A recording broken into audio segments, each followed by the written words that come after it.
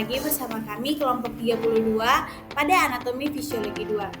Kali ini kami akan menjelaskan tentang sistem endokrin, terkhususnya kelenjar tiroid. Namun sebelum itu, perkenalkan, kami dari GB3 GK14. Saya sendiri Aurelia Nona Ika dan keempat rekan saya, Febriana Anastasia, Herianto Lumban Gaul, Togi Janiris Marito, dan Reminis Cerehia. Namun sebelum itu, kita perlu tahu apa itu sistem endokrin. Nah, sistem endokrin merupakan suatu sistem yang tersusun atas beberapa kelenjar yang mensintesa dan mensekresikan suatu substansi kimia yang disebut hormon. Nah, hormon-hormon yang disekresikan ini akan menyebabkan perubahan biokimia dan fisiologis yang memerantai berbagai macam peraturan pada fungsi tubuh kita. Nah, setelah kita memahami pengertian dari sistem endokrin, kita akan membahas mengenai apa itu hormon. Nah, hormon berasal dari bahasa Yunani kuno dari kata hormein yang berarti menimbulkan gairah. Nah, hormon sendiri adalah zat kimia yang dihasilkan oleh sistem endokrin yang berfungsi untuk mengirimkan sinyal atau pesan untuk mengatur berbagai fungsi tubuh ataupun menghambat fungsi sel target tertentu. Nah, hormon mempengaruhi emosi atau suasana hati, sistem reproduksi, pertumbuhan, dan fungsi tubuh lainnya. Nah, hormon dihasilkan oleh sistem endokrin seperti kelenjar tiroid, kelenjar testis, kelenjar pankreas, ovarium, timus, kelenjar adrenal, dan kelenjar pituitari. Setiap organ endokrin memiliki tugasnya masing-masing dalam mengatur sistem tubuh. Nah, hormon bekerja dengan cara mengalir dalam darah ke jaringan atau organ tubuh. Setelah mengetahui pengertian dari hormon, kita akan melihat berbagai fungsi hormon dari sistem endokrin. Nah, yang pertama, hormon berfungsi mengatur pertumbuhan dan perkembangan. Nah, hormon pertumbuhan yaitu GH atau growth hormone berperan dalam pertumbuhan fisik dan perkembangan anak serta remaja. Kedua, mengontrol metabolisme, di mana hormon dari kelenjar tiroid mengatur laju metabolisme tubuh yang mempengaruhi bagaimana tubuh menggunakan energi dari makanan. Kemudian fungsi yang ketiga, mengatur fungsi reproduksi, di mana hormon seks seperti estrogen dan testosteron berperan dalam perkembangan ciri-ciri seksual dan pengaturan siklus menstruasi pada wanita. Kemudian fungsi yang keempat dari hormon sistem endokrin yaitu mengatur keseimbangan cairan dan elektrolit, di mana hormon seperti aldosteron membantu mengatur keseimbangan natrium dan kalium dalam tubuh yang penting untuk fungsi jantung dan juga otot. Kemudian fungsi yang kelima mempengaruhi suasana hati dan juga emosi, di mana hormon seperti serotonin dan dopamin berperan dalam mengatur suasana hati dan juga emosi seseorang, serta dapat mempengaruhi kesehatan mental. Kemudian fungsi yang terakhir yaitu mengatur siklus tidur, di mana hormon melatonin yang diproduksi oleh kelenjar pineal dapat mengatur siklus tidur dan juga siklus bangun seseorang. Nah, selanjutnya kita akan membahas mengenai klasifikasi hormon berdasarkan kelarutannya. Nah, klasifikasi hormon berdasarkan kelarutannya ini dibagi menjadi dua, yaitu hormon yang dapat larut dalam lemak dan juga hormon yang dapat larut dalam air. Nah, kita akan melihat terlebih dahulu hormon yang larut dalam lemak, di mana hormon yang berasal dari kolesterol atau steroid atau turunan asam amino tertentu yang dapat larut dalam lemak. Contohnya ada hormon estrogen, hormon progesteron, hormon testosteron, kortisol, aldosteron atau steroid, dan juga tiroksin. Kemudian, hormon yang larut dalam air adalah hormon yang berbasis asam amino, peptida atau protein yang dapat larut dalam plasma darah. Contohnya ada insulin, glukagon, hormon pertumbuhan atau GH, growth hormone. Kemudian ada oksitosin, kemudian ada adrenokortikotropik atau ACTH, lalu epinefrin atau norepinefrin. Sekarang kita masuk pada hipotalamus. Hipotalamus adalah bagian penting dari otak yang terletak di bawah talamus dan di atas batang otak. Untuk lebih jelasnya kita dapat melihat pada gambar di samping. Fungsinya meliputi pengaturan berbagai proses tubuh seperti hormon, suhu, rasa lapar, haus, tidur, emosi, dan stres. Hipotalamus juga berperan dalam menjaga keseimbangan tubuh atau homeostasis. dan menghubungkan sistem saraf dan sistem endokrin. Inilah yang merupakan hubungan dari hipotalamus dan sistem endokrin. Bagian otak ini yang mengontrol kerja kelenjar pituitari melalui hormon pelepas atau releasing hormone. Kelenjar pituitari memiliki dua bagian yang terpisah secara anatomis dan fungsional, yaitu anterior pituitary dan posterior pituitary.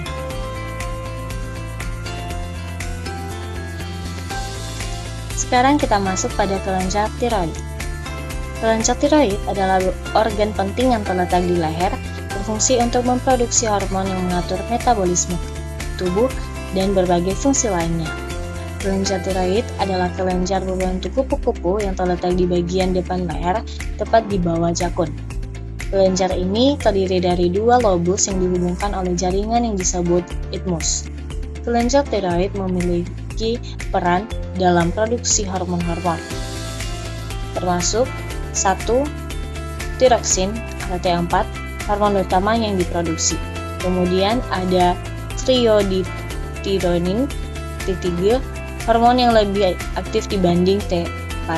Kemudian ada kalsitonin, berperan dalam regulasi kadar kalsium dalam darah. Selanjutnya, ada beberapa fungsi kelenjar tiroid. Kelenjar tiroid memiliki berbagai fungsi penting, antara lain, yang pertama, mengatur lajunya metabolisme tubuh, yang mempengaruhi penggunaan energi dan pembakaran kalori. Yang kedua, untuk pertumbuhan tulang dan perkembangan otak pada anak-anak. Yang ketiga, menjaga suhu tubuh normal dengan mengontrol produksi energi. Yang keempat, berperan dalam menjaga fungsi otak, suasana hati, dan keseimbangan emosi. Yang kelima, mengontrol detak jantung dan tekanan darah. Selanjutnya ada gangguan dan penyakit pada kelenjar tiroid. Hipotiroid adalah kondisi kelenjar tiroid menghasilkan hormon tiroid terlalu banyak. Berikut ada beberapa penyakit pada hipotiroid. Yang pertama ada hipotiroidisme, yaitu kondisi di mana ketika kelenjar tiroid menghasilkan hormon terlalu sedikit sehingga metabolisme tubuh melambat. Gejalanya seperti lelah, berat badan naik, kulit kering, dan sensitif terhadap air. Contohnya pada wanita 30 tahun mudah lelah dan berat badannya meningkat. Hasil lab menunjukkan T3 dan T4 rendah dan TSH-nya tinggi. Yang kedua ada Hashimoto thyroiditis, yaitu penyakit autoimun yang menyerang kelenjar tiroid dan menyebabkan hipotiroidisme. Gejalanya seperti leher membesar atau bondok, lelah, dan wajah sedang. Contohnya seperti pasien dengan pembesaran leher dan antibodi yang tinggi. Yang ketiga ada misedema, yaitu kondisi hipotiroidisme berat yang tidak diobati dan bisa berbahaya. Gejalanya seperti wajah bengkak, suhu tubuh rendah, dan penurunan kesadaran. Contohnya seperti lansia dengan riwayat hipotiroidisme datang dengan kesadaran menderita. Yang keempat ada gonok atau goiter, yaitu pembesaran kelenjar tiroid bisa karena kekurangan yodium atau gangguan hormon. Gejalanya seperti leher membesar, kadang sulit dan kadang sulit menguat. Contohnya pada remaja di daerah kurang yodium mengalami pembesaran pada leher. Yang kelima ada Graves' disease, yaitu penyakit autoimun yang menyebabkan kelenjar tiroid bekerja terlalu aktif dan menghasilkan hormon tiroid berlebihan. Yang keenam ada toxic nodular goiter, yaitu tumbuhnya benjolan atau nodul di kelenjar tiroid yang menghasilkan hormon tiroid berlebihan. Yang ketujuh ada tiroiditis, yaitu peradangan kelenjar tiroid biasanya terjadi setelah infeksi virus yang dapat menyebabkan hormon tiroid keluar atau bocor ke dalam darah terlalu banyak. Selanjutnya ada aplikasi dalam keperawatan. pelaksanaan dari hipertiroiditisme ini diantaranya yaitu terapi obat seperti carbimazole yang digunakan untuk menurunkan sintesis pada hormon tiroid dengan dosis 40-60 mg per hari.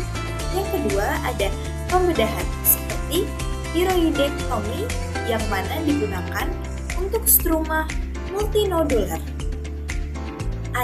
adenoma toksik ataupun relaps penyakit Grave yang digunakan setelah terapi antitiroid. Selanjutnya ada pemberian radioiodin. Hal ini terkonsentrasi di kelenjar tiroid sehingga dapat merusak kelenjar tiroid. Dan obat antitiroid ini dihentikan setelah 7-10 hari sebelum pemberian obat radioiodin agar zat tersebut dapat diserap oleh tubuh. Lalu ada terapi oftalmopati yang diakibatkan karena hipertiroid seperti suportif, yaitu posisi kepala lebih tinggi daripada kaki, air mata buatan, kacamata prisma yang digunakan untuk mengatasi diplopia, serta dapat diberikan definitif atau terapi